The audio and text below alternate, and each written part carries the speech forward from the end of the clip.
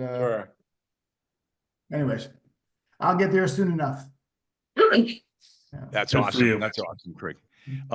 So gentlemen, I'm going to go ahead and jump right in and get started here. So here we go. Good morning. I'm Dan Morse. It's the fall of 1978. I'm a seventh grader playing pickup football with my buddies at Montpelier High School in Montpelier, Vermont. We're watching a team on the field on their way to winning the last Division I state football championship for any sport at Montpelier High School. I'm here with Craig Colbath, Fran Lynch, and Dave Moody. Jimmy Carter is president, Charles Nichols is mayor, and the three men I'm about to talk to are young, fast, and strong. Today, you're going to hear their story. They're on their way to their state championship season.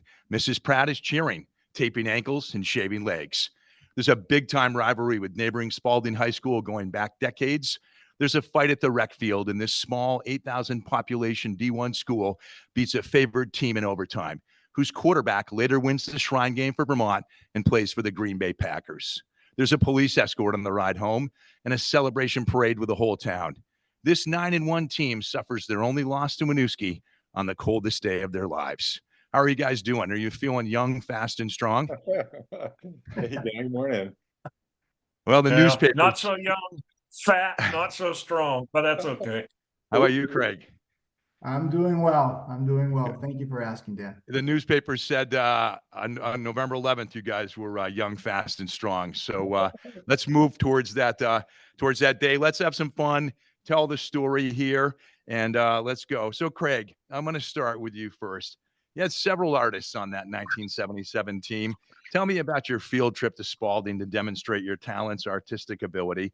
Who were some of the artists that accompanied you on the trip, and what was the message you were trying to share? So that was David and my junior season and Fran's sophomore season, and it kind of ended with a little bit of a thud because we had lost to South Burlington and at home, and subsequently we're not going to make the title game, which was our team's goal that year. That was so anyway. So subsequently we went into the Spalding game. We were playing at Spalding, and it's hard to explain to people in these small towns how important these rivalries were. But back then it was very much a big rivalry. And it was even, we're called the Twin Cities, right? So there was a lot of interaction between the players and the kids from both schools. So anyway, so we decided to make a statement, which if my kids ever did this, I'd hang them up by their toenails. But anyways, a group of us got together. I won't say who the ringleader was, but a group of us got together the Thursday before the Saturday game, and we dressed like we were Green Berets. We had dark clothes on, black hats. We marked up our faces. And we brought toilet paper and spray cans and a bunch of other stuff with us, but we weren't going to go park in the parking lot at Spalding High School. We were smarter than that.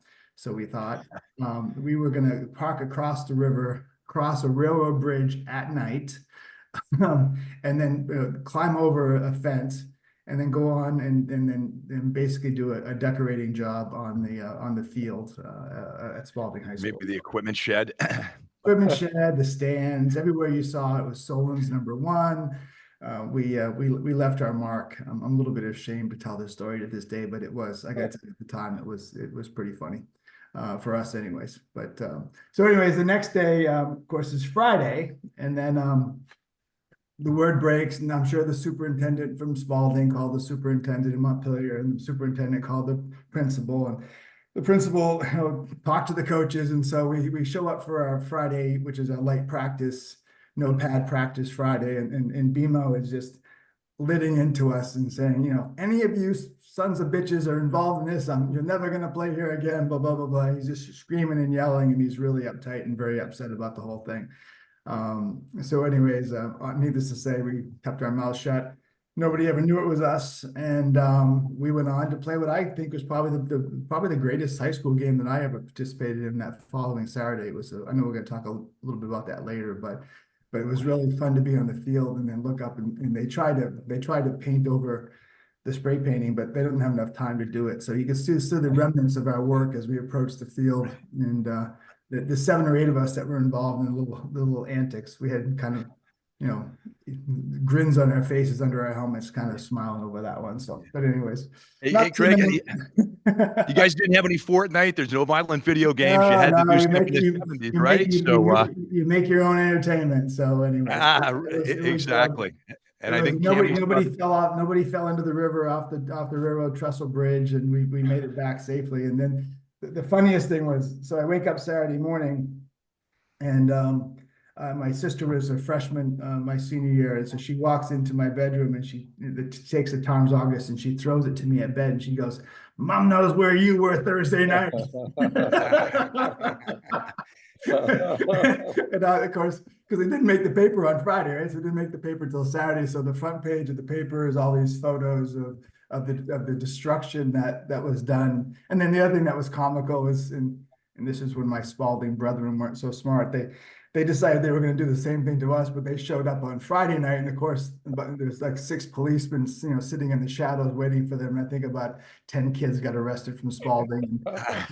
Really in jail. So it just kept getting better and better and better. But anyways, again, those things that if your own kid did it, you would just be horrified. But it was the times, and it wasn't meant to harm anybody, although I'm sure it cost them a few bucks and some extra janitorial time cleaning the place up afterwards. But that was what it was like. I mean, when we played at the rec field, the kids would line up on the hills and throw eggs at the team's buses when they drove by. And it was just, we didn't have much to do. That was how we entertained ourselves. Right. And a lot of egg throwing back in those days for sure. And that's what makes good stories. Yeah. So Dave, Fran, Craig, talk to me about the Spalding homecoming rivalry games and how huge those rivalries were and how it often determined who made states. What do you remember about the crowds of 3,500 to 5,000 people? Why was this the biggest game of the year? Give us some details, because the state championship game was only 1,500. So talk to us a little bit about that. And Dave, I know you had a big sack in one of those games. So walk us through it, the locker rooms, the tennis courts, the crowds. Yeah, by our senior year, we weren't playing at the rec field anymore. We were playing at the high school where the current field is. And I'll never forget walking out the door of the locker room, because it was a pretty good hike from the locker room to the actual field. And we came out of that door to play Spalding for the Northern League Championship. And they weren't just shoulder to shoulder around the field. They were shoulder to shoulder around the field, about 20 deep. And there was a heck of a crowd all the way back to where our locker room was. And man, when we came out onto the field, it got louder than we had ever heard it get loud. And then when Spalding came out onto the field, it got louder yet again. And we realized there was something pretty special going on. They were standing way up in the parking lot, up above the tennis courts by Green Mountain Power. People were parking up there and standing up there because they couldn't find any other vantage point to see the field. They were so far away, but it was better than looking into the back of 50 people's heads that were standing in front of you. Right.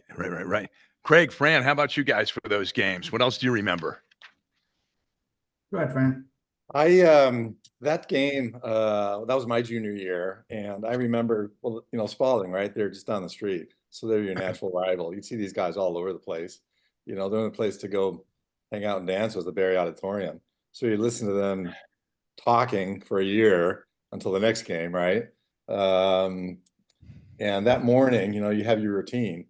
My routine, of course, was to get my ankles taped by Mrs. Pratt, go to Henry's, get a sub, and start eating my sub, right? And I'm just watching the people just piling in at 10 in the morning, right? Afternoon game. It was a beautiful day.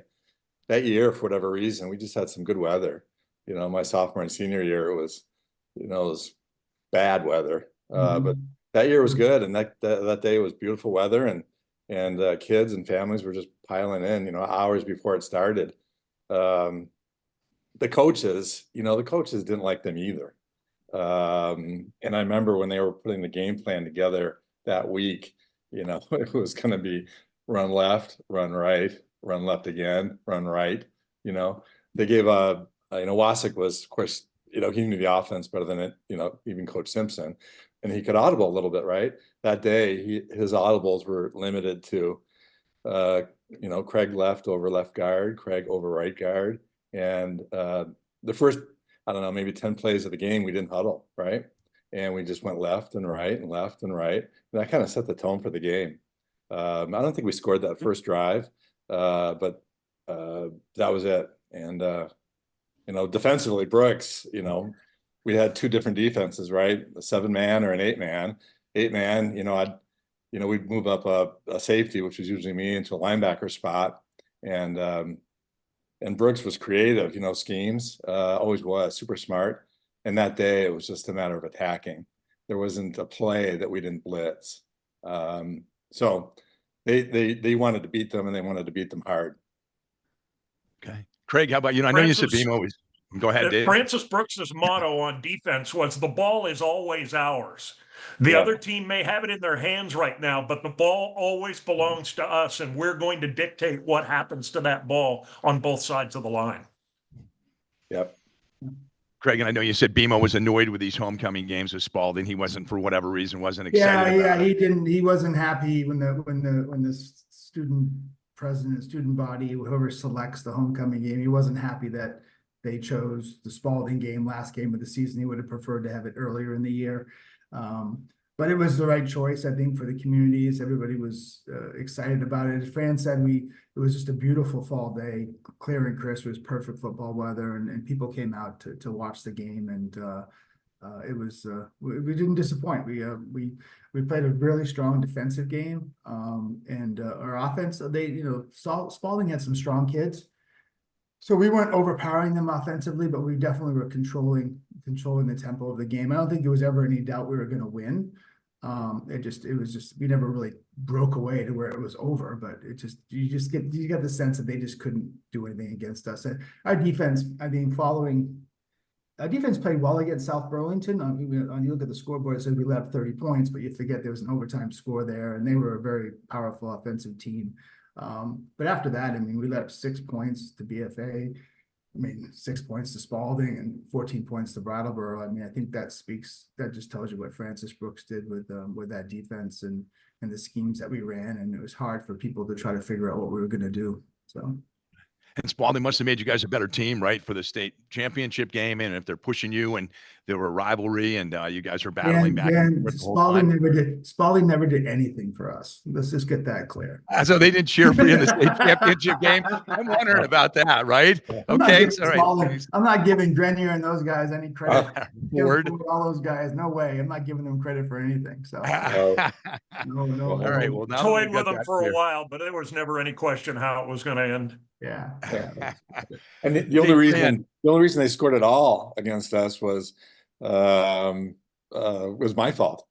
The guy got behind me, and they had some good players, but guy got behind me, and when that happened, I always went to the other side of the bench where Burks was, and so it always took him a while to get down to the other side. But by that time we had beaten him up pretty good, I think. Yeah. Guys, tell me, what was preseason training like? Dave, you talk about this. You said it made it tough for some guys, is sipping ice water all day, 2-a-days. Talk a little about Peter Bliss in this. I know we'll talk about him later with his prep training before the state championship game, but what was that like? And then, Fran, I want to hear from you about when you first came here, when you're 14, 15, how you were kind of welcomed into the Montpelier High School football family, and why it was a good fit. Dave, you want to start? 2-a-days were brutal. Yeah, 2-a-days were brutal, and it always worked out. It would be like the week or two before school started, and it would always work out that they would be the hottest days of the summer in Vermont. We'd get 95, 98 degrees, and Morrison and Simpson and Brooks and Kimball would just run us ragged in those 2-a-days. And most seasons we'd lose a guy or two. It was the guy that had just come out for football for the first time his junior year and thought it was going to be a walk in the park. And on lunchtime of the second day of 2-a-days, all of a sudden he just walked out to the parking lot, and mom picked him up and he went home. It was really tough. And if you survived, you were ready to play. I remember we used to take a gallon plastic milk jug filled with water and stick it in the freezer the night before, and it would be frozen solid in the morning. And you took it out to the field with you, and over the course of the day, it melted just enough to keep you hydrated. Back then, they used to chuck us full of salt tablets. We used to think that was a great idea. I don't know if it helped at all, but we would eat those things like candy. and we'd get about a 45-minute break at lunchtime, and then they just beat the hell out of us again for a couple of more hours. Looking back on it, I don't know, it wasn't much fun, but we seemed to think it was, I guess.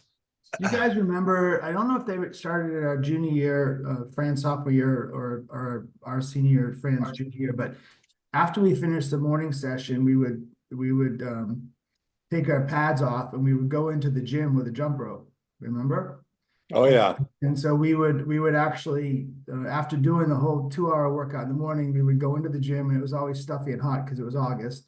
And we'd get set up in a position, very structured, and then we would jump rope as a final workout. And then I don't know what you call it, but we would do these things where we would have to be in a formation and follow. BMO would be in the front. It's almost like a military thing where he would say something, and we would turn to our right, we'd turn to our left, we'd turn backwards. We had to like be in sync. So it was almost like getting set for the line of scrimmage. And we'd do that. It wasn't like it was like hours long, but it was 15, 20 minutes. And we were already tired, hot, and sweaty. And it was just kind of the final piece before we took a midday shower and had our lunch break. But those are little things that I think that the coaches did that I don't think a lot of other schools did, that kind of helped us keep in sync. And yeah. And if you remember, he divided that exercise up into quarters: first quarter, second quarter, third quarter, fourth quarter. And by the end of that fourth quarter, you were ready to fall on your face, and you'd finally be done. And he'd say, and I don't know if he was prophetic or what, but he would say, "All right, boys, let's go to overtime, because this is where the games get won." And we, oh no, more, and he beat us up a little more. But late in the season, when we had to go to overtime a couple of times, I remember BMO coming up, running up and down the sideline saying, "Boys, we've been going to overtime all year long. They've never been here before. We know what to do, and they don't." And maybe he was right. Right. You guys want to jump to overtime here for a minute, or we can, I mean, we've got a South Burlington game to talk about. Obviously, we'll get to the state championship, and I think Abimo was a Korean War veteran, right? So obviously he used some of those skills in coaching. Before I do that though, Fran, tell me about some of those summer games up at Vermont College. Said they're bloody noses. People were banged up. I know people are working on the railroad. Got Craig said doing beer for Farrell's there. They're lifting kegs. Everybody's getting ready for summer. And then you got to tell us about Eric Pratt singing in the locker. And you're kind of welcome here when you're 14, 15, not happy to be in town. I moved on my birthday, my 15-year-old birthday, and flew in with my dad. I grew up in Ohio and flew in a little tiny plane, landed in Berlin airport, and Dad picked us up. And he was the commissioner of state police, right? So he picked us up in a trooper car, and he put on the sirens. He thought that was going to help me in my move. And then the next day, you show up, and I meet the coaches, and it's pouring like I've never seen rain before, and of course everybody's got their gear. And so I had the last helmet, but I didn't have a face mask, and I didn't have any pants. So I had my shorts and no face mask, and trying to run drills, and the seniors, guys like Brigham and Porgy and Azer, they're just having a lot of fun with me. I show up 12 hours earlier, right? And then right after that, the first day, I'm trying to find a spot in the locker room. Of course, everybody's going out, right, in the training room, so it's full. And so the only place for me was kind of towards the back of the bus in the training room. So I start walking back, and I still don't know anybody. I've only been there a couple hours. And then I hear this humming in the back corner, and I'm like, is this a football team, or is it Sound of Music, right?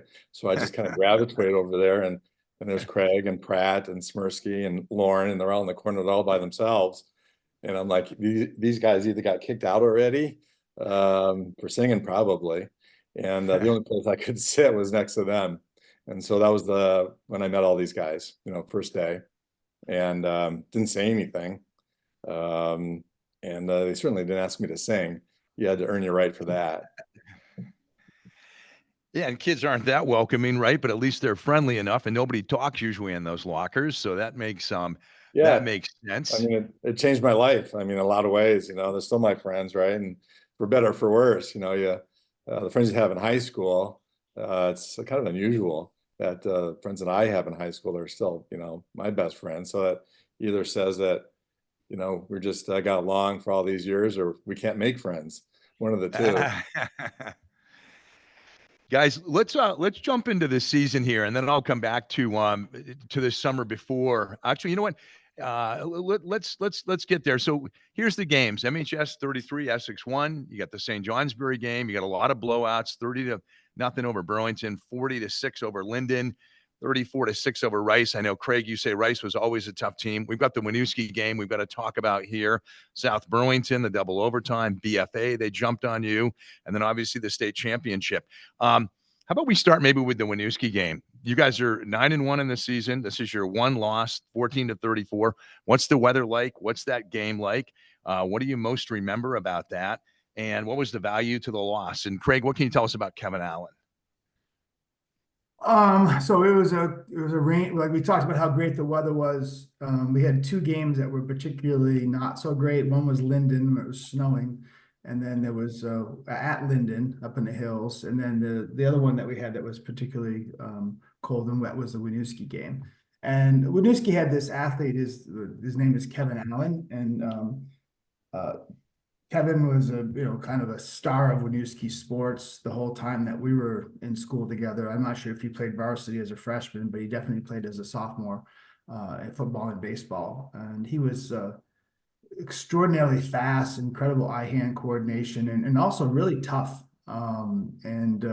He was just somebody that, you just knew he was going to get the ball. And if you stopped him, you won the game. If you didn't stop him, then he beat you. And we didn't stop him. And that coupled with, I think, a number of other factors, they got up on us early. It was at their field. The weather conditions weren't great. We didn't play anywhere near our best game, obviously. And we ended up taking a shellacking. It wasn't even a close game, and it was, I think, they were technically a D2 school. Obviously, I think their high school was bigger than ours, but they were a D2 program. I believe they were undefeated until they went and played Middlebury, their rival game, the last game of the season, and Middlebury upset them, and Middlebury went on to the D2 championship game. I'm pretty sure they won that title that year as well. But anyways, the key to Winooski was real simple: stop Kevin Allen. Don't stop Kevin Allen, you lose. And I think he had over 200 yards rushing against us that day. I don't know what the stats were, but it was huge. It was a big Almost game. 300, yeah.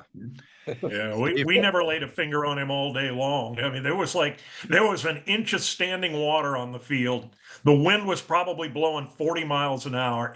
I have never been so cold in my life. And there was no footing whatsoever. And Kevin Allen kind of had an upright running style that allowed him to maneuver in that slop. We're all lying face down, and he's just stepping over us, going for another 70-yard touchdown. They had us covered from the minute we came onto the field, and thank God for that, because by that point in the season, we'd gotten a little full of ourselves. Our heads had kind of swelled to the limits of our helmets. And if we hadn't gotten our tails handed to us by Winooski that day, there is no way that we go on to beat South Burlington and Spalding and Brattleboro, because we were not as good as we thought we were at that point, despite all the efforts of Coach Morrison to tell us that we weren't buying it. We thought we were pretty good. And Winooski showed us that we could not only get beaten, but get our heads handed to us. And we needed that lesson. Fran, how about you? Yeah, it was just cold. I mean, like really cold. But Kevin Allen, I mean, I just, I just remember chasing him and never catching him, not once, like all day long. I remember afterwards, Coach Brooks was just walking around the locker room. Nobody was talking, right? And just with scissors, just cutting people's tape off, because nobody could move their fingers to take their own tape off.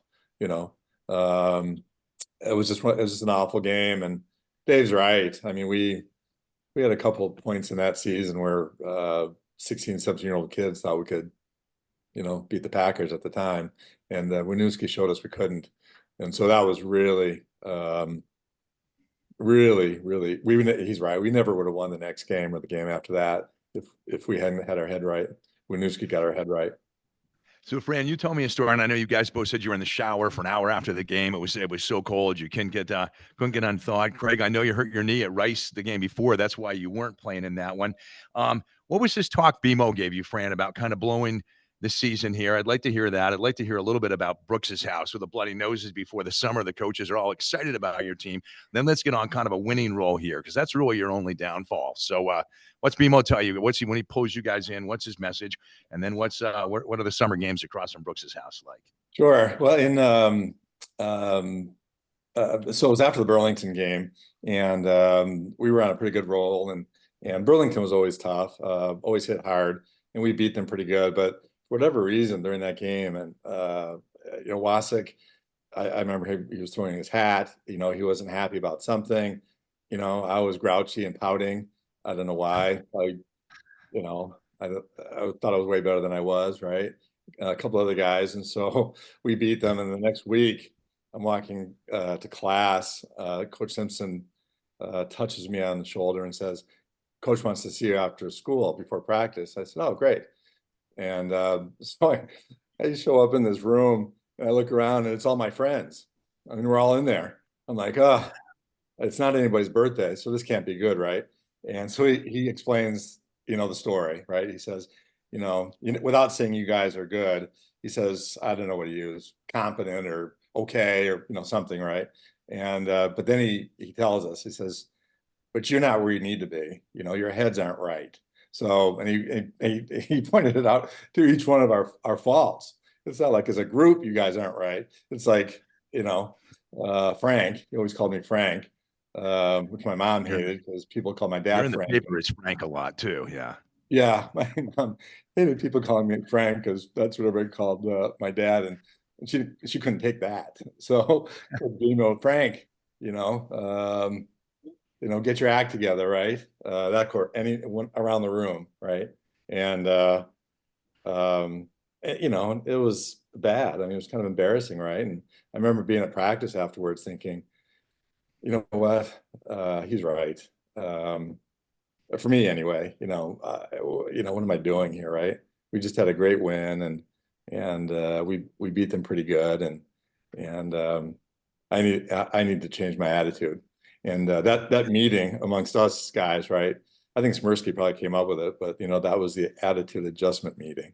So, and a lot of coaches won't do that today. They won't say something they're afraid to. A kid gets upset, a parent gets upset. So, I mean, that's interesting. He took you guys to ask Dave, Craig. Do you guys remember that meeting or anything about that? I wasn't in on that one. Mine was one-on-one. Yeah, mine was one-on-one with Morrison, and I think it was probably after. I guess it was after my sophomore season, and I will readily admit now that my attention was not always fully devoted to football during football practice. I was a bit of a screw off, and as a result, I would run the occasional lap while everybody else was practicing. Okay. And he grabbed me. You couldn't do this today, but he grabbed me by the face mask and he kind of took me to the sideline. And very quietly, under his breath almost, he said, if you ever decide to stop screwing around and paying attention, you can do some really good things for this team. But if you don't, I'm telling you right now, you're not going to have any fun from now on. You're going to run more laps than you are plays. You need to get your poop in a group. He didn't say exactly that way, but the message was well received. And kind of like Fran, I said, he's right about that. And I need to get serious here. And from then on, I think I was a different football player than I was up to that point. Craig, how about you? What was your speech or sermon you got? Oh, I think part of it was the group that Fran's kind of referring to is what's interesting. It's my group of best friends to this day. It's Fran and Mark Wasik and Eric Pratt, and I don't think we intended it to be, but we kind of, we were always together. I mean, like all the time. And so I think I think Bima was concerned that we were kind of off on our own little world. And I think we were in one locker room where there wasn't enough room for everybody. And so I don't remember, it was Linden or wherever, it doesn't matter, but we were kind of separated. And so our group inadvertently ended up kind of all going to the same place. And it didn't seem right for the team. He was right on about that. So he said, listen, you guys need to bring this back together, because there's 7 or 8 of us. He goes, yeah, you're the senior leadership, but you got to remember that it's really a team, and the 7 or 8 of you aren't going to win without the other 30 or 40 guys coming along to help you along the way, which is totally right. So it was it was like Fran says, it was like right after the last class before you even went to practice. So it was a bit of a head check, and I think it helped us. And again, it was a good read of the team. And I think after that, we just kept building. And in some respects, I think the Winooski game is Dave makes a good point. It was a head check, but I also think it brought us all together and made us a little bit closer, because we realized that, hey, you still got the guys. Nobody was down on it. There was the good thing about that game is I don't think anybody looked at it and said, okay, it was your fault or your fault or your fault. It was a team loss, and I think everybody kind of came together around that and said, okay, well, we're gonna. And I think that showed for the last 4 games of the season. We were very much a team, and you saw these people step up that weren't in the first half of the season. They had great second halves. Post the Winooski game, you saw Peter Bliss game went to another level. Lauren Rivers got much more involved in the team. All these people that were kind of in the shadows, all of a sudden were given some opportunities, and it was really nice to see. And it was very much a team victory. There was no one player that you'd say that you had to that they won it. It was really just a group effort, and I think the friendship stayed for that afterwards. And even the underclassmen that were on the team felt part of it. It was good. It was good. I think it parlayed over. Fran had a good senior year. Their group had a really good senior year too. I know they didn't make it to the state championship, but I think they were 7-2. They had a really good team led by Jeff Gray and Fran and stuff like that. And it goes back to the grade behind us. Barry Barrett and Skylar Azor and Jared Brigham and those guys. I mean, we had a 7-2 season that junior year. It was the losses to South Burlington and Rice that kept us out of the title game. But that kind of stuck. Those 3 years, with our group being in the middle, I think were very good years for Montpelier football. I mean, it was a good place to play. The coaching was good. The teams were fun to watch. A lot of energy. The fans were involved. The community was involved. I mean, it's small town sports in its absolute best. I think those 3 years, 78, 77, 78, and 79. Those are great. And the 80 team is a 9-1 record. The Jim Ponsetto's on, so they carry it through. Yep. How about the South Burlington game, Craig? I think that game right there, that's the one you're going to double overtime. That prepares you guys for the state championship game. Walk me through that game. Why was that win so important? What happened? When we chatted, you really had those details down. Out of all your games, it seems like that was one of the big ones. Why was that such an important game? Well, we never beat them. We lost to them. They demolished us. I'm talking about our class, David and my class of 79. We were demolished our freshman year. We were demolished our JV year. We weren't demolished our junior year, but we lost at home in another mud game. And I actually had a really bad game my junior year. I threw an interception on halfback. I just played horrible that game. It was horrible. But anyway, so we had never beaten them. And so it was really like, okay, well, we're going to graduate by having never beaten this team. And South Burlington was considered probably the best high school in Vermont at the time. Academically, it was great school, big school, great sports teams, and so yeah, it was one to win, and we knew going in that it was going to be a tough game, and they had a very seasoned team, some really good athletes, Rochford, DeVarney, I can't remember the name of their quarterback. Baseball guy. No, that was his brother was a baseball guy. His older brother was a football guy. Anyway, so just a really strong team, and they had been to the state championship game the previous 2 years. I think they lost the year before to MSJ, and then our sophomore year, I think, because DeVarney was kind of a friend.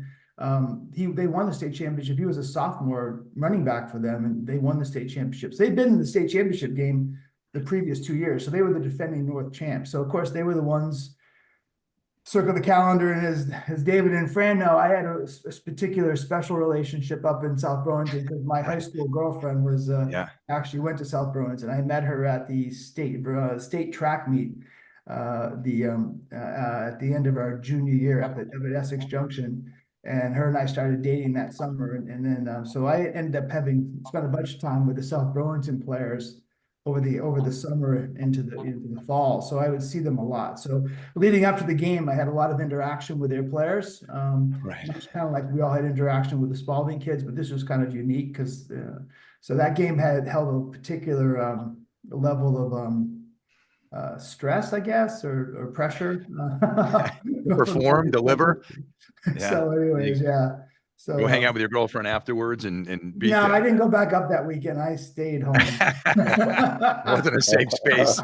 That's for sure. I will say something, and I wished I could remember his name, and I'm sure he's probably not with us any longer. But the head coach of South Burlington was there for a long time. He ran a great program, and I did run into him on the South Burlington High School campus, I think in the spring. And he actually reached out to me, yelled at me, "Hey, Craig," and went over. And of course, I knew who he was. And he came over and he took some time with me and just said some really nice things about our team and about me. And it was heartwarming, that, a competitive coach would reach out to you and say some things. So they were a class act up there. But God, it felt good to beat them because that would have been tough on multiple. I wish I remembered. I wish I remembered more of that game. I have virtually no memories at all from about the middle of the third quarter on. And I chalked that up to a kid named Bernie Baroni. He was their fullback, and he was a big side of beef, and he could move. Yeah. And they ran a trap play. I was the target of the trap, and the guy that was supposed to block me didn't. So Bernie hit the line of scrimmage with his head down at a full rate of speed, and I hit Bernie with my head down at a full rate of speed, and both of us went down like we were shot. We didn't know anything about concussions back then. But I don't remember. The next thing I remember after the hit on Bernie Baroni, or his hit on me, whichever one it was, I remember sitting on the bus after we had won the game and looking out, and the goalposts were doing the hula. And I said, well, that can't be good at all. And I probably had a headache for 4 or 5. Of course, I didn't tell anybody because you didn't do that kind of thing back then. When you got hurt, you kept your mouth shut. But yeah, Bernie Baroni turned my lights out pretty good that day. Now the kid's going to plan at school. There's no homework for a couple of weeks. I mean, it's all protected and set I'd up. only known. That's One wild. of the strange plays of that game. Now I know in high school football today they kick field goals all the time, but people forget that South Burlington kicked a field goal to tie that game to send it to overtime. A field goal, and that doesn't happen, and it just barely went over the crossbar. It was like one of those went over, but that doesn't happen. It didn't happen very often in high school football when we were playing. There wasn't much of a kicking game. Matter of fact, most teams went for 2-point conversions even then, because you just didn't have the prolific high school kickers as you do today. But they kicked. Were you guys nervous? I remember being really nervous leaving the high school, driving the half hour to Burlington. Right, we just came off of Winooski and we got thumped. But I remember in our group, we pretty loose as a group typically, but we were really quiet. I remember that. And I remember Coach Brooks singing Rockin' Robin. You remember that? He sang Rockin' Robin on the bus. And he had a good voice. He had a really he performed. He did a show. He did a show one of our early years, freshman, sophomore year. He did a show where he actually sang in the auditorium and performed. He was a multi-talented man, a wonderful man. Yeah. Super talented, and he sang Rockin' Robin, and that loosened, of course, everybody up. And people were ready to go through the locker room, by the time we put our stuff on. But until then, I remember feeling very nervous. Yeah. They had a good quarterback, right? You always feel nervous when the other team's got a good quarterback. Right.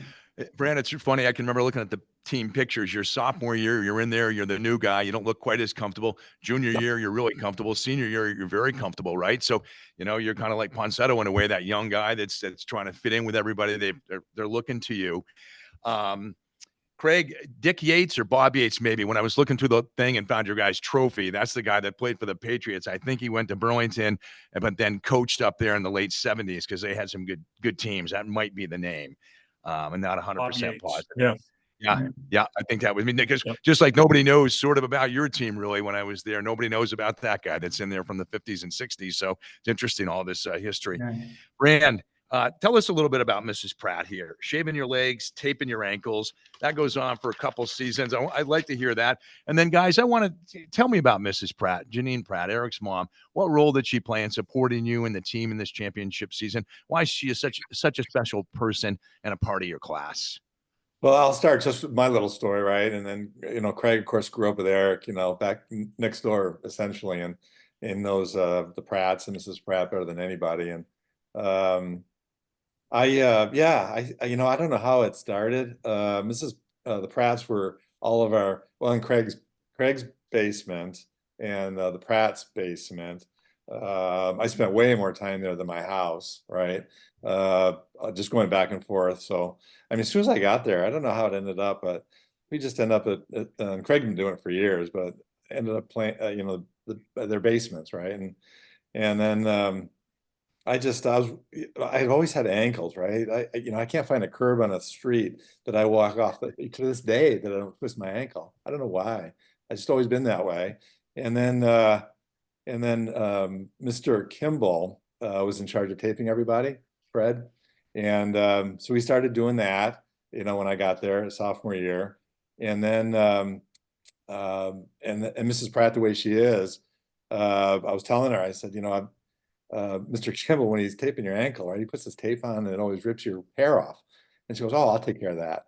So she gets out a razor. It wasn't Eric's because he didn't shave, but he gets out a razor and Larry. starts, again, a shaving cream. And I'm sitting on our couch, and the house is always full. The Pratts always full. People running back and forth, and nobody even paid a mind to it. Like, oh yeah, okay, that's normal. And she starts shaving my ankle, and I said, "Well, that's great, thanks." And then it went from that to a couple weeks later, she actually went to the store and bought some tape.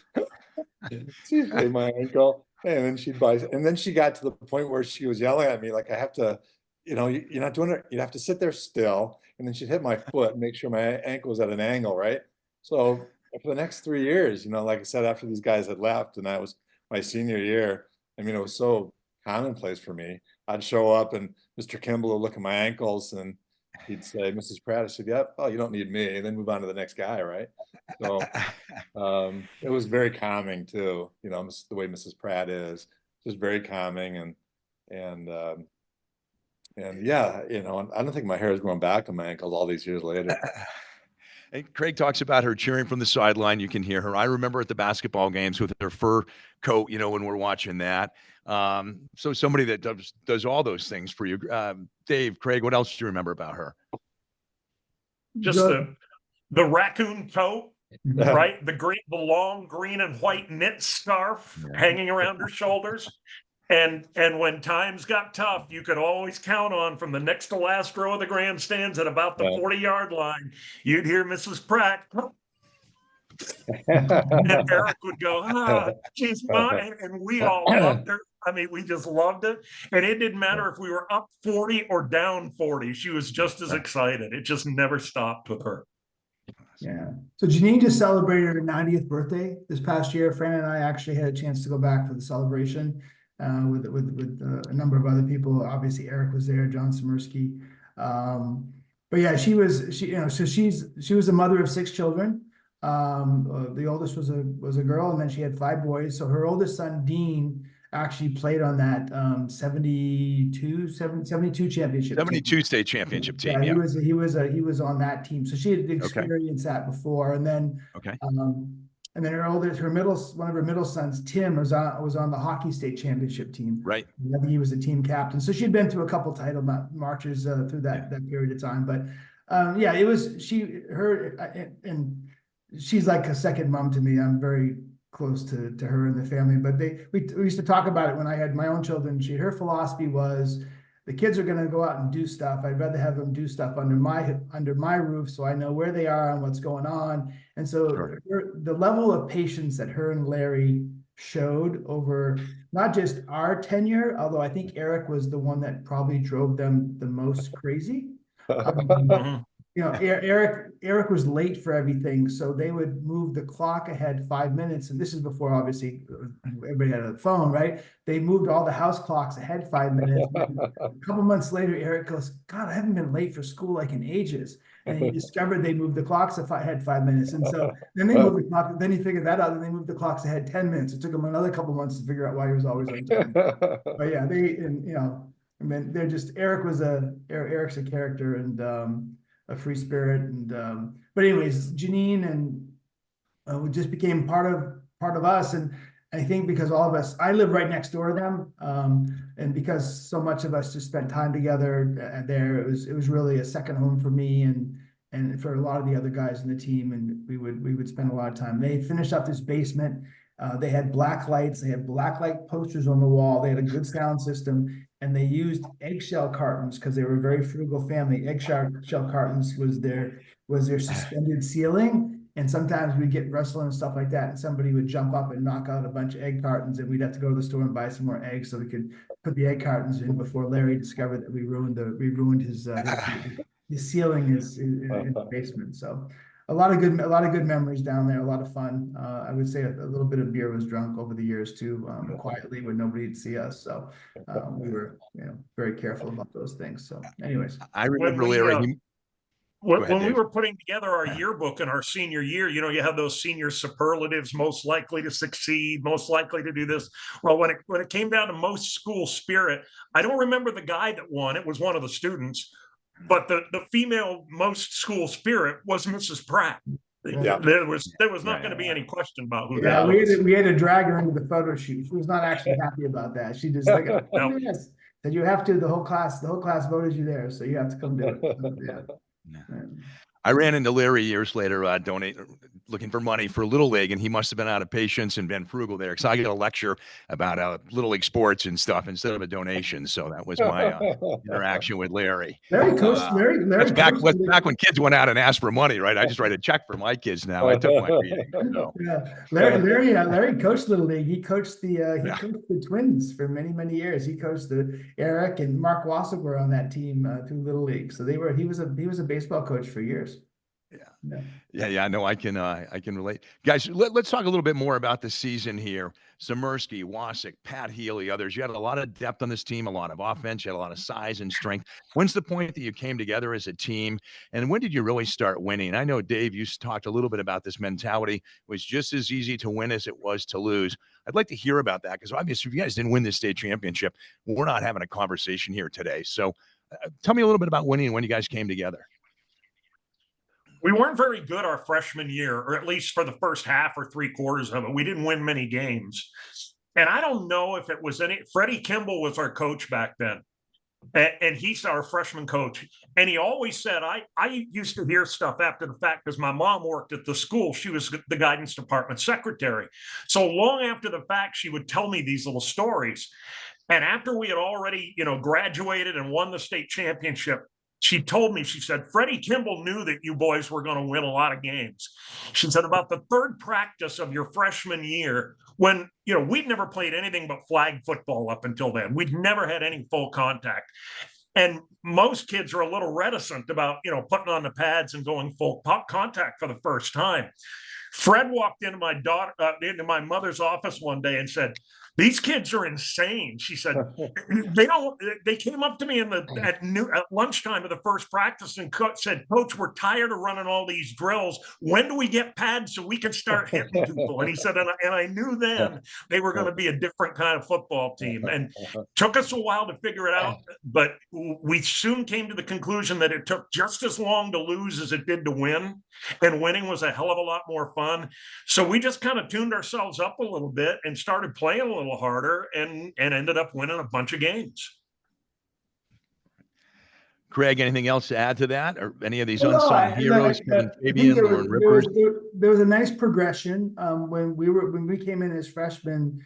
The football at MHS was on the downslope, coming off those early 70s years with Rex Martin and the two back-to-back state championship games. I think they lost to Bellas Falls 14-13 in Middlebury, and then they won the following year. They think they beat Rutland.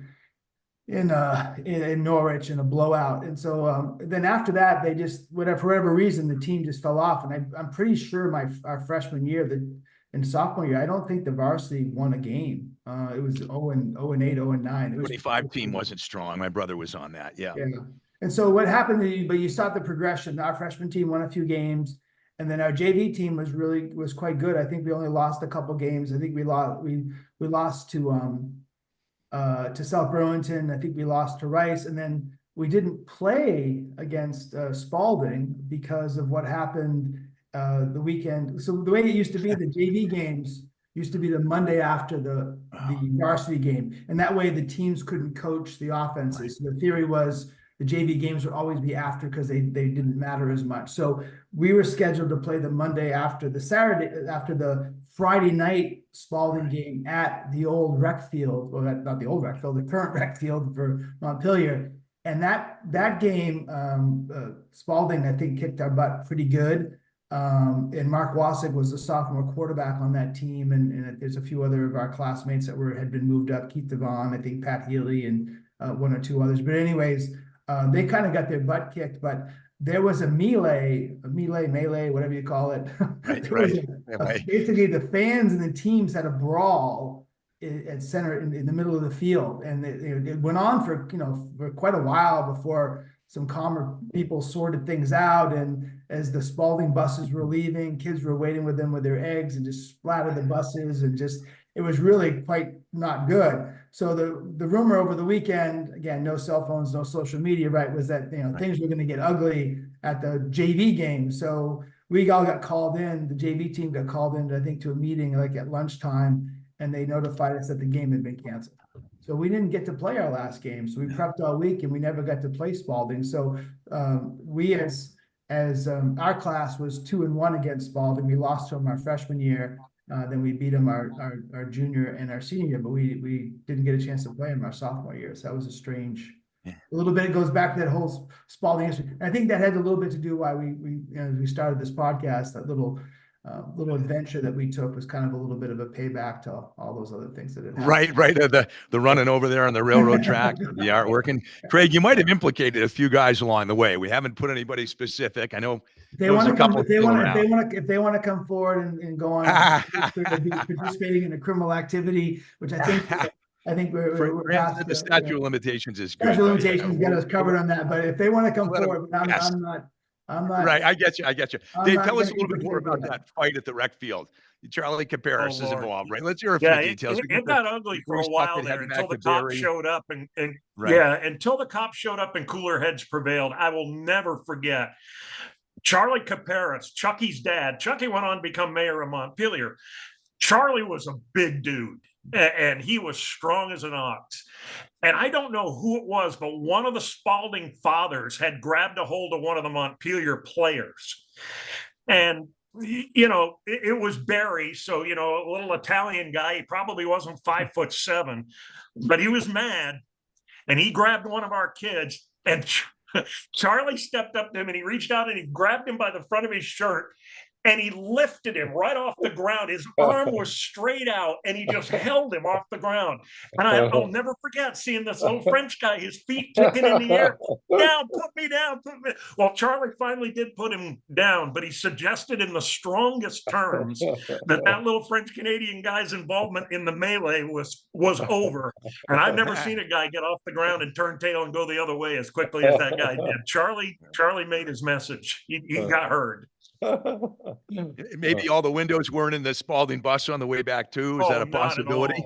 Craig's being very polite when he said we threw eggs at the Spalding bus. No, there were a lot of things harder than eggs that got thrown at the Spalding bus on their way out of town that day. It wasn't pretty at all.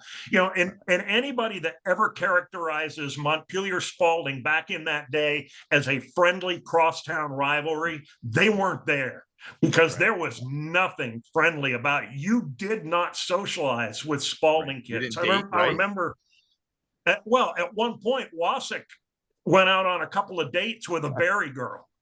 And when we found out about it, we let him know that there was a very clear choice to be made. He could keep going out with that girl from Spalding, or he could be the quarterback of our football team, but they weren't both going to happen. And there was an immediate breakup. No, you did not socialize with the kids from across the town. That girl was so beautiful. It's a good thing I didn't have the option because I would have screwed with the football team.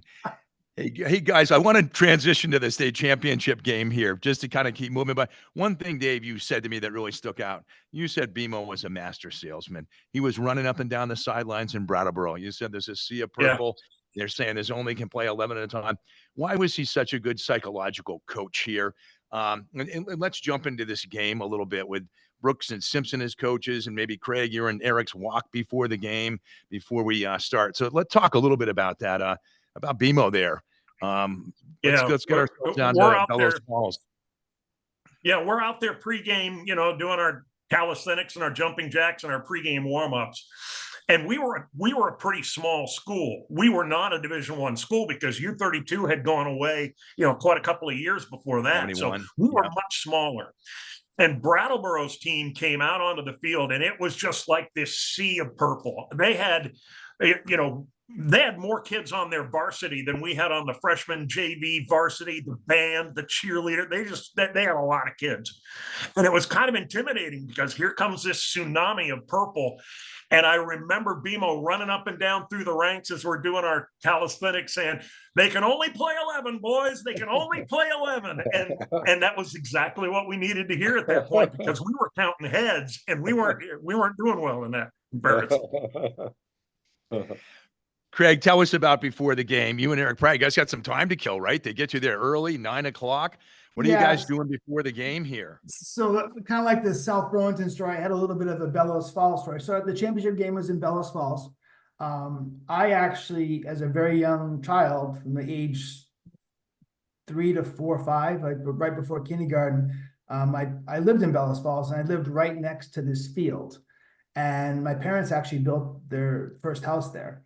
And what made it more interesting is I used to play on this field all the time. Matter of fact, would go down and I'd be the honorable bat boy for the Legion team, and which this kid named Carlton Fisk played for. And I wasn't sure if the stories were true, so I actually went back and researched it, and it's exactly true. He was playing because he was born across the river in this little town in New Hampshire, but he played his Legion ball at Bellows Falls. So the stories there's some truth to it. But anyways, so we get there, and the plan was we got there really early. So we were there probably 3-4 hours before we even had to warm up. And so coaches told us to go chill, go read, go walk around or whatever. So Eric and I said, hey, you want to see my old house? And I kind of remembered I'd visited it once or twice over the years. So we walked up through this path up to this neighborhood, which is right above the fields. And I said, hey, this is the house where this is where I got my first car accident. I told him because I got into my grandfather's Cadillac when I was like 3 or 4 years old, and I hit the shifter and it rolled down the hill and smashed into our neighbor's house. So I had my first car accident at age 4 or 5. So very, very timely that way. But anyways, and so we're walking back to the locker room, and we're on this side street, and there was a gentleman from Baker Distributors, which is a big beer house, that was a friend of my father's, and he lived in this old neighborhood. And he was hosting the party because everybody would come to his house and then walk down to the game. And he had this, so I pull up, we're walking by, and he's got this trunk full of beer. And so he sees me and he recognizes me and he yells over, and we go over and I say hello and I introduce him to Eric. And he goes, hey, you guys, give me a hand here. So we're there unloading beer into this Brattleboro party. For state championship game. For the state championship game, I'm going, I hope nobody comes by and sees us doing this stuff. I don't know if we're supposed to be doing this before a game where, we're only 17 and here we are slopping beer back and forth into somebody's house. So, anyways, that was part of my pregame was that whole experience. And you needed that for that extra 9-yard push there at the end. Yeah, absolutely. Guys, tell me, I want to chat a little bit specifically about this team. So they're undefeated. They're the heavy favorite. They outscored their opponents 253-49. It's hard enough to win a state championship, but when you beat someone good, really marks a true state championship. You're down 14-0. Junior Joe Shield is their quarterback. He quarterbacked the 80 Shrine Game win. He's in the VPA Hall of Fame. Played college for Trinity. Played 3 games for the Green Bay Packers in 85, 86. Darryl Squirrel Sawyer is the shrine coach, and Mr. Vermont football is their head coach. Tell me about this team, some of their players, their kicker and coach. What makes them special? This guy, Kevin Tyler, is 6'2", 235. Greg Salvatore is the kicker. Andy Tenney runs 4 times at the end of the game. And you guys, according to Dave, you guys are rattled here. What's going on? What's this team like that you beat, and how do you turn it around? How do you come back from 14-0? I think we just kind of wore them down more than anything. I mean, they did have that one big guy in the middle, and I knew we were going to be in trouble for a while because Pat Healy and I double teamed him at one point, and he just took one of us on each arm and tossed us aside.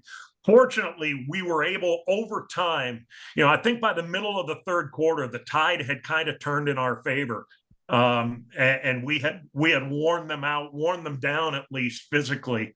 And the big guy that you were talking about, not only did he play, was the interior line both sides, but he was their kicker. And I remember very clearly in pregame, he was kicking 40-yard field goals.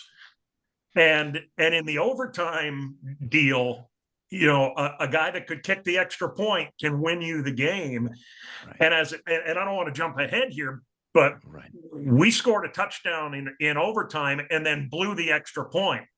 Wasik called the thing to go right, and he went left. And so we put 6 on the board, but not 7.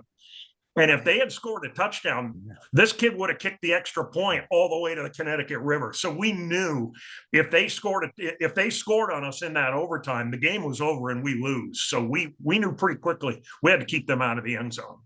He was thinking about that girl from Barry or something. Craig, what happens from there, guys? What's going on? So what do you guys do? And I know Wasik does score a touchdown. I read in here. I'm a little unclear than Craig who scored. So what else happened? So Wasik got a touchdown because I screwed up. I went the wrong way. So it was I remember the call. It was a blast blue 4, which is basically a full house T backfield. So we have a I formation, and then Smirsky comes in as a second fullback. And we literally blasted. And one of the things that we discovered when we looked at the previous seasons, we had a hard time punching it in from inside 10 yards. And so the coaches we had a T formation, a power backfield formation, and we did a bunch of this just because the year before we had trouble scoring in close. We turned the ball over a lot inside the opponent's 10-yard line. So we had this, but I had a mental wing. I got into it was a blast blue, which means I was the tailback. I'm supposed to get the ball. I'm supposed to follow, Smirsky and Mercy or Fran. I can't remember who's playing fullback, but follow them into the 2-4 hole. So left side of the hole. And I went right, and Wasik turned around and I wasn't there, but our line was so damn good that you could have drove a pickup truck through there. So Wasik just followed it through and went in and got the first touchdown. So that was supposed to be me, but one of my several screw ups that game. I had a number of mental lapses that game. Is this right before halftime, roughly, or is this in the right third before quarter? we went in down 14-6. Okay. So third quarter, you come out. Dave said there's no big speech. There's no big motivational speech. I know a guy, Sean Baird, I read, had a good reception, at least for 40 yards. What do you guys do in the third and fourth quarter? How do things kick in? I know you talked about Fabian, Craig. Where are we going from here? Well, the defense, I mean, at that point in time, so they had this famous end around play that they ran against everybody, and it always worked. So all week long, we practiced this. We're not going to let them score on us. We're not going to let them score on us. We're not going to make this mistake. We know it's coming. We know it's coming. God damn it, they ran it and they scored like a 60-yard touchdown. It's like, I screwed up in that play. I was on a blitz from my middle linebacker perspective, and you always coach to go in under control. I went in so fast, so anxious to get the quarterback, and he flipped it to the end run. By then, I had somebody at my ankles and blocked me, and I couldn't make the tackle. The guy, I could literally watch him, I could smell him run by me. And then Fabian was on that end, and all week long, don't sucker in. What does Kevin do? He gets suckered in, and this guy goes around the corner. There's nobody there, and he runs a long touchdown. So I think it was number 34. I don't remember his name. I think it might be Cody, C-O-T-E. Okay. Cody like C-O-D-Y. But anyway, yeah, Tenney scored for them. I'm not sure who either. Yeah. Yeah. So, anyways, that was purely a mental mistake by Fabian, a mental mistake by me. because we were the two guys that were supposed to stop the play, and we both failed to do our jobs, and it cost us. I can't remember how they scored their other touchdown, if they punched it in or whatever. I don't recall, but yeah, and they had this great kicker. The other thing is the first extra point that they kicked. To this day, I don't know how I didn't block it. I got through clean as a whistle, and I watched it on film. I don't know how it got through my hands. I don't know how I don't know, maybe I was worried about my testicles or something. I didn't want to take it. I was so damn close. I should have blocked the damn. I still don't understand how I didn't block it. It was a nice clean throughs, but David's right. I mean, this guy was like automatic for a single point if we hadn't stopped them in that fourth and 1 or 4th and 2 at the end of first OT. There's a high likelihood that they would have kicked the extra point and won the game. So is this before or after Wasik hit you in the testicles on that last Well, handoff, right? That's what you told me. Hit you in the balls, right? That was another mental mistake that, again, you think you're playing, this is our 9th game of the year, and we run, and this was a blast red for us, so we're going to the right side. And I went the right way this time, so I get the ball, but I don't know what happened. Mark just, like, he literally, I don't know how many thousands of handoffs him and I did over our years of playing football together, but somehow he just put it down low. He missed my catch area, and the ball literally bounced. Again, our line was so awesome. Dave and Pat and Heaney and Kevin Cody, they just blew this big hole open, and the ball bounces into the end zone, and I follow it in and just jump on it. I didn't run the ball in. I pounced on it in the end zone. But I remember this Brattleboro kid looking at the ref. Does that count? And the That's ref the way we says, had it drawn up. Just the way we planned it. the ref says, sure does. So you can feel the sweat, the tension, the excitement for kids listening to this podcast right now. And Craig, you mentioned something about the line I wanted to go back to. Dave, you guys were so unselfish. You said you didn't mind cheering all these guys on. Tell me about this line. You, Rock, other guys that are on this, Kevin Cody. Why did you guys just enjoy doing this work? And, you're not getting a lot of fanfare. Tell me about your line. No, I mean, we were offensive linemen, right? You don't get a lot of pop and publicity. We were just like, we were lunch bucket guys. And I'll also say this, that Craig and Mike Mercier and Smirsky and Pratt and anybody else that lined up behind us and ran the ball, if they did get a hold to run through, we heard about it back in the huddle, right? They were not above slapping somebody on the helmet and saying, "Damn, dude, what a hold, great job." So we always certainly felt like we were appreciated. Fran the same way. We always felt like that what we did was recognized and appreciated. So we didn't mind getting dirty and busting a couple of knuckles if we had to make some room for these guys. This might have been the magic sauce to your team in a way, right? I'm feeling this unselfishness. Everybody liked everybody, whether it goes back to the singing in the locker room, the welcomeness. Maybe there's some clicks prior, but or after, wherever. Here, you guys just seemed like there was a good naturedness and camaraderie. Craig, tell me a little bit about Lauren. Go ahead. We're talking about Lauren. There's one guy that really needs to have his name mentioned here. And his name is Dan Heaney. So Dan was our center. Yes. And he was by far, if we didn't have Dan, our line would have averaged over 200, but with Dan, it brought it down to like a 150 because Dan was but he was, I don't think he missed a play. He missed a game. He was there every single game. And we were very worried about how he was going to do with their big nose tackle, who was literally weighed twice as much as him and was probably a foot taller than he was. But Dan was a workhorse, and he just didn't make mistakes in the snaps. And he deserved. And we did a lot of trap plays, and that was when he was particularly good because he could get the angle on the other lineman because he'd be going right or left. He wouldn't have to face the defensive lineman head on. But Dan deserves.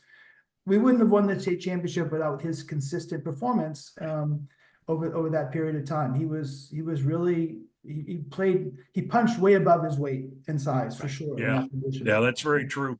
And our offensive line was good enough that we didn't get pushed around much. Usually when the ball was snapped, the line of scrimmage would move 2 to 3 yards in our direction. And late in the season, the coaches took advantage of that. We ran a lot of screen plays, a lot of screen passes in the final 5 or 6 games of the season. because on the rare occasion where one of the opponent's defensive linemen actually got a sliver of daylight, they'd go shooting through there like they'd been fired out of a cannon, because it didn't happen very often. And on the occasion where we'd run one of those screen passes, whether it was Craig or Mercy or Fran or whoever, I mean, we averaged about 35 or 40 yards every time we threw a screen pass. It got to the point where we started wondering why we weren't just running them every play, because they always worked. You know, Dave is too modest. You know, Craig and Wasik, they were all stars, but we were a line-centric team, offensively and defensively. And Dave's line in the state championship game wore them down. I mean, the big nose tackle, by the third quarter, he was gassed. Their linebackers, they were shooting in the first half. By the third quarter, we had them one-on-one, only because there was no, they were available for us, right? As the fullbacks. So Dave's line wore them down, and that's the reason we stayed in the game. Our bread and butter was behind those guys. Absolutely. That's cool. I mean, just to hear those compliments. This guy, Bill Murphy from the Brattleboro Reformer, again, I'm reading this article the other night to refresh my memory, said this was the best D1 state title game ever played. And it was the only overtime state title game ever played, to my knowledge. I've read through, at least in D1. So, and that makes me think back to the South Burlington game or the preparation. Craig said you guys said you had this, right? You kind of knew, or you talked and said, we've got this. We've been here before. When you were able to pull that off on the last 4 downs of the game. Guys, tell me about, is there anything else you want to say about the state championship game? Anything else to add?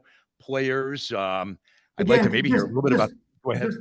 I mean, obviously Vermont's a very small place. Right. And so I had a little side career as a sports broadcaster, nothing like Moody has for his career. But so I used to work for WSKI, the local AM station with Bill Croney, and travel around and cover high school hockey and high school basketball games. And so I was actually up at the basketball state championship game up at UVM. And we would there was 2 or 3 games in the same day. I don't know if they still do it that way, but it was like an all-day affair. And we were covering all of the games. And then they had a press room in the back. And the press room was for the broadcasters and for the officials. So Sawyer, I believe, was a basketball official. He did that. So again, I'm in the back locker room, and he sees me, and he comes over, and we talk for about 15, 20 minutes. And he was just so he was such a nice man. Very complimentary of our coaching staff and our team and how we played. We were clean. It was a great football game. Obviously, he wished it went the other way, but it was something that he really, the whole experience was something he remembered, and just said a lot of nice things about our players and myself personally. And it was, again, just, I'm not sure if that happens in big markets, but it was really nice that, much like the South Burlington coach, just taking the time to come over and talk to. At that time, I'm 18 or 17 years old and trying to figure out what I'm going to do with the rest of my life. And you get some nice words. So it speaks well of small town Vermont sports. You know what, I'm sorry, Dan, real fast. Go ahead. It was a long season, right? And we had our ups and downs for sure, but we were a pretty deep team.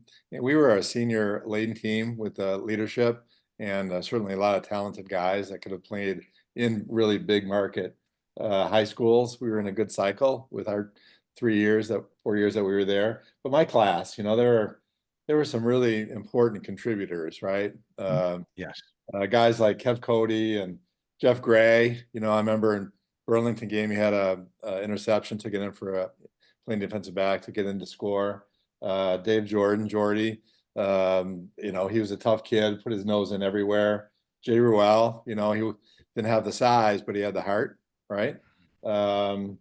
Jimmy Pierce made the Shrine team, after my senior year. He was the other defensive end with Fabian.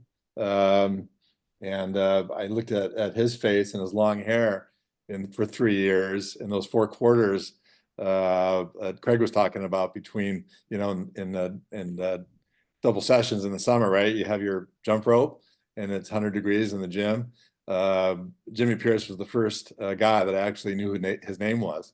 And for 3 years, we'd stare at each other in the middle of double sessions with our jump rope, sweating, right? He was a great defensive end. Denny Drew played defensive back. Sean Baird had a good year, especially in the state championship game. Joe Age at Albridice, they helped fill in on the line, right? Mike Hott was certainly there. Good friend of mine, Checker Paris, Manny Canis, Right, Manny. haven't thought about Manny forever. He was a good player. Scott Mead. So we had a bunch of guys on my team, my year that that played a lot and helped out the seniors. And I think at the conclusion of a long year, I think they were instrumental at getting us to where we were too. Yeah, Fran, I'm glad you took the time to mention them. Go ahead, Craig. No, I was going to say that there's a couple of things that, we had kind of a little bit of a we didn't really have a traditional tight end role. Our ends would slide down and block, or they'd go out and be a wide receiver. So like a guy like Bill Primo, he'd be out he'd be wide out, 15 yards out, going for a long pass from Wasek, or else next thing you know, he'd slide in and act like a tight end and be blocking the corner on the quick 9 pitch. So we had these, nobody had huge size, right, on those positions, but they would block and work so hard, and they didn't get a lot of glory. They might have got, maybe 1 or 2 pass attempts a game at them, and if they get one, that would be great. But there's so much work that was done by those people, and people wearing different hats. So again, I go back to my comments earlier in this podcast. When you look back at this, was really very much a team win. And there's a few people, and myself included, that might get a few more lines in the newspaper. But we all know that my father bribed the reporter, so that's why I was. Let's talk about that, Craig, if you're ready. I want to say something about Henry Juris, that guy we all knew, that born in 1910, gave us our pictures and photographs here. I've got mine here from when he gave it to me senior year pitching. I had a complete game shutout against Essex, 8-0, 9 strikeouts. Henry comes over and gives me that photo. That's a guy I'll always remember. I used to see him golfing at the Elks Club. Great man. And he wrote you a little letter. He did a lot for us. Tell us a little bit about Henry Juris and why he was such a special person in Montpelier. He took the time to get to know some of these young people, these young men for the most part. And I'm sure maybe there was, women's sports, girls' sports were just coming up at that point in time, but He just took the time to kind of know who you were.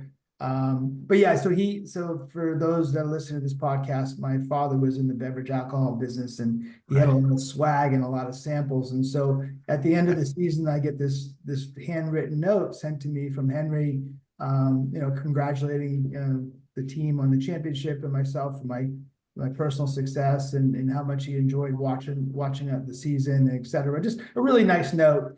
And then he says, then the light bulb clicked in why I got such great press from him over the course of the year. He goes, make sure you tell your dad thanks for the t-shirts, the hat, and the mist. Mostly the mist. Now the mist stood for a Canadian whiskey called Canadian Mist, which my father sold at the time. So my father had been laying bottles of Canadian Mist with him all season. So I'm wondering how I'm getting all this great press. Well, a year later, the truth comes out. It was pure liquor bribery. Yeah, but on a serious note, Henry was just around. He'd show up at some practices. He's some pictures in the local paper. He'd come by like the Wednesday, Thursday, and take some photos and talk to the coaches and write his pregame story. And just a consummate. I think he loved what he did. And obviously you can't do that today. That era is long gone. But at that time, he was a paid newspaper man, and people wanted to read about local sports, and he did a nice job covering it. And he always focused on the positive things, and he didn't get into any of the nasty stuff that can sometimes end up in newspapers to sell newspapers. But he was a wonderful man. I have fond memories, and I've saved the letter. I still have it, so it's in my keepsakes. Cool. That's cool. 45 years ago. Fran, Dave, what other memories or comments would you like maybe about your parents or their support for your sports or helped you with your athletics or life endeavors? I mean, I think parents are a huge part, and without this, nobody makes it to all the practices on time, and the support to get taped or bundled up or encouraged. Anything you'd like to share? Thank you to your folks, or I know your mom was at the school, Dave.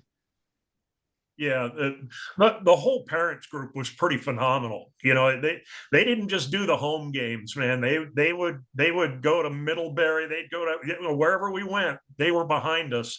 And it was, you know, it was that same little group. It was my mom and dad and the Colbaths, and there's, you know, there's the Healy's over here, and you knew exactly where everybody was going to be. They all stood in that little cluster, you know, with Janine Pratt at the center, just kind of leading the cheers, but you knew they were going to be there, man, home and away for 4 years. They travel. I mean, going to Middlebury for a freshman football game is nobody's idea of fun. Right. They did Right. it and never missed.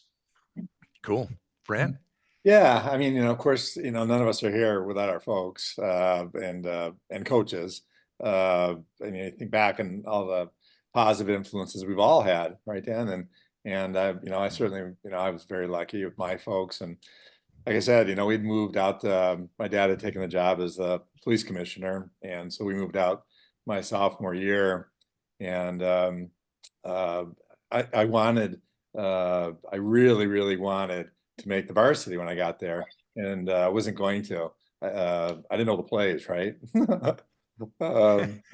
The seniors I had befriended right away, and they'll go nameless, but I think everybody here knows who they are. I started hanging out with these guys, and one day Morrison asked me, he says, you know, you've been here a couple of weeks, but you still don't know the plays. I said, you know, I know, but I'm hanging out with these guys. And I hear Simpson behind him go, well, that's your problem. Stop hanging out with these guys.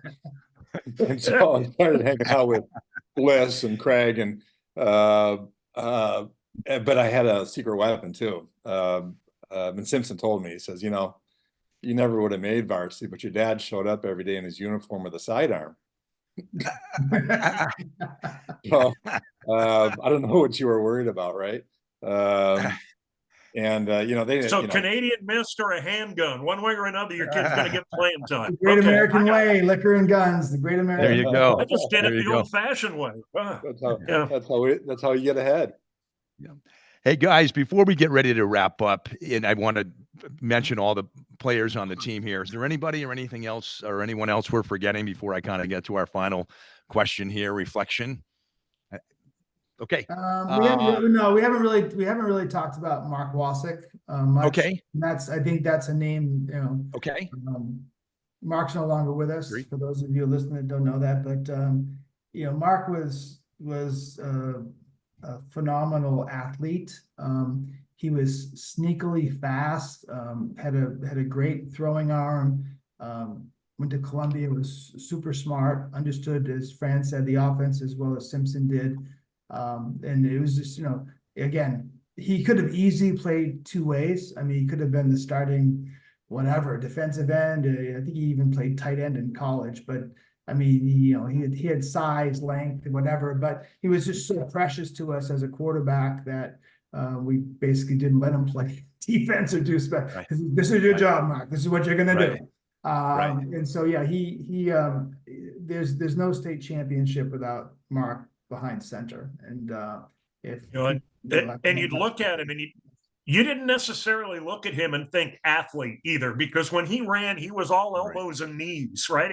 It didn't look like he was moving at all. And then suddenly you'd realize that he was pulling away from everybody and heading for the end zone. He didn't necessarily look like Fran Tarkenton out there, but he sure did get the job done. And he was just really cool under pressure. I don't know that I ever saw him get rattled in the huddle. I never saw that, you know, that wide-eyed look of fear on his face when we were getting pushed around a little bit. He was always like, okay, guys, we got this. Here's what we're going to do. Let's do it. The best thing that happened to Wasick is he got moved up to varsity as a sophomore, and he actually won the starting job as a sophomore. And then he went and got his ass kicked for 9 straight games. He was destroyed. They didn't win a single game. So by the time we showed up our junior year, it was like, okay, it can't be any worse than this. And so he went along just fine. But just again, we haven't mentioned his name enough, and he was really the cornerstone of that offense, and his ability to throw the ball, you know, kept the safeties and the linebackers on their heels, and then he was a very effective runner. We all kind of cringed because he had this history of getting hurt, which was really not that true, but he just had this history. He broke his foot his freshman year. Just everybody was worried that he was like tender, if you will, or whatever. But he really wasn't. He was a tough kid. But yeah, he was. Without him, we don't win the state championship. So we haven't mentioned his name enough. Okay. I'd like to mention the rest of the names on the team while we're at it, and all the local newspaper reporters. So the captains: Mark Wasick, Pat Healy, Mike Mercier. Teammates: Kevin Cody, Lauren Rivers, Fran Lynch, John Semersky, Dan Heedy, Peter Bliss, Jeff Gray, David Jordan, Bill Primo, Paul Provost, Russ Shannon, Lindsay Samanskis, Jay Ruel, Eric Pratt, Keith Devon, Chris Cook, Jim Ponsetto, Jim Pierce, Dennis Drew, Sean Baird, Joe Aja, Al Bredes, Mike Hott, Dave Moody, Brian Rock, Chuck Paris, Greg Canis, Craig Colbath, Scott Mead, Kevin Fabian. Managers: Mary Ellen Kane, Mary Drew, Lori White, Dave Donaghy, Heather Hershey, Tom Abbiati. There's a great picture of him in the yearbook. Coaches: Bert Morrison, Paul Simpson, and Francis Brooks. Gentlemen, before we kind of go to closing, anything else you want to say or talk about, anybody, before I ask you your final question here? Are you good? Yeah, Okay. I just like to Yes, go thank ahead, you Craig. I just want to thank you real quick. This has actually been, I haven't thought about this for quite a long time, and I haven't spoken to Dave Moody in decades, so connecting with him has been a blast. Fran and I have the fortunate pleasure to see pretty often, but thank you for doing this and bringing back some wonderful memories. Thank you. This is great, Sure. Dan. Thank you. And it's great memories and stuff you don't think about a long time. It's always nice to talk about glory days, right? And the people you did them with, and this certainly is doing that. So I'd like to thank you.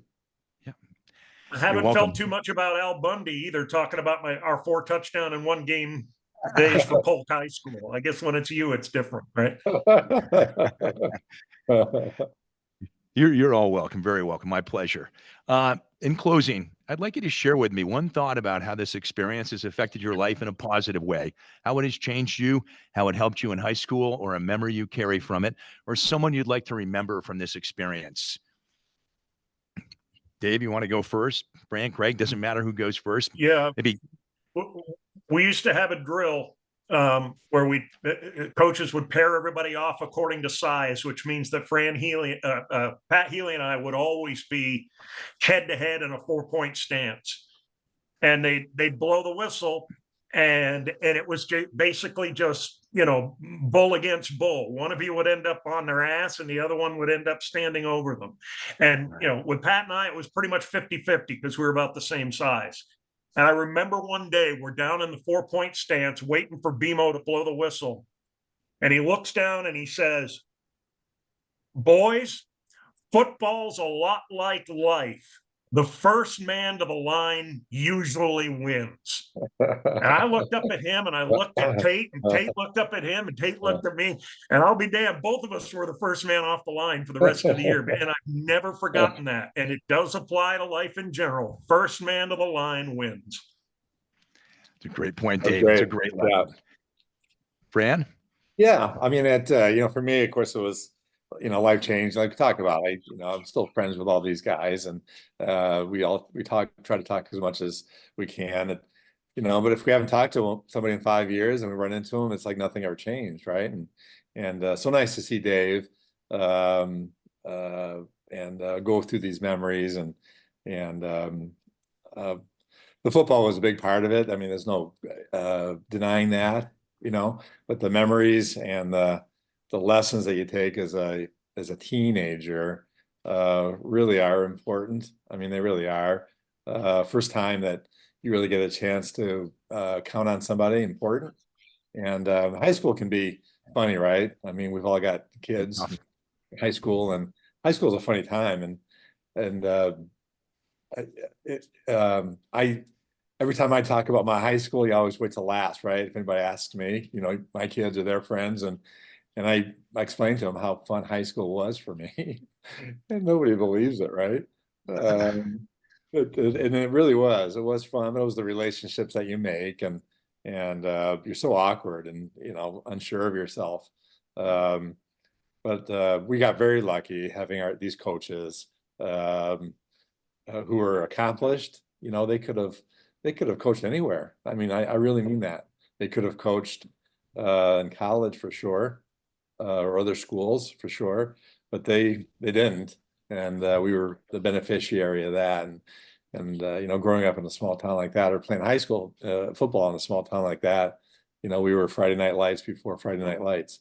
And this experience to talk to everybody right now is really, really nice. So thank you for that, Dan. You're very welcome, Fran. Craig. Well, I've had a wonderful life. I tell people all the time that I've had a charmed life. Married to a wonderful woman for 36 plus years, have 3 kids. Just as you guys know, just learned over the weekend, I became a grandfather for the first time. But through that whole soon to be 63 years on this planet, I've only been a champion once. And this is the only championship I've ever been part of when I can say that we were the best at what we were supposed to do. And the fact that I did it with such a great group of people, a great group of guys, many who are still my dearest friends to this day. So it's meant a lot. It's been a foundation. I don't think that very many people get to have that opportunity to be the best at something. And again, we were in a small little state like Vermont, but for that one year, we were the best football team in Vermont. And it's something they can't take it away from you. It's always yours. And the fact that, again, it was the way it was done and how we did it, it was special. And again, Dan, thank you for letting us relive it for 90 minutes here and put a smile on my face and have some good memories and think about some people that I haven't thought of for quite a long time. So it's been a wonderful experience. Great. Fantastic, guys. Thank you. I'd like to thank these 3 gentlemen, Craig, Fran, Dave, for unselfishly sharing their time and memories. I know we talked about some soccer state championships for your daughter too, Greg, that we're touching. And it's not only for their memories and for their families and teammates, but for fans of Montpelier High School, everybody that played and loved sports in the 1970s. Thank you, guys. If we're forgetting anybody, we're remembering you now. We'd like to dedicate this podcast to Bert Morrison, Janine Pratt, and Henry Juris, and thank them for all their years of coaching, cheering, and reporting on Montpelier athletes. This championship season couldn't have happened without them. I'm Dan Morse. Thank you for listening.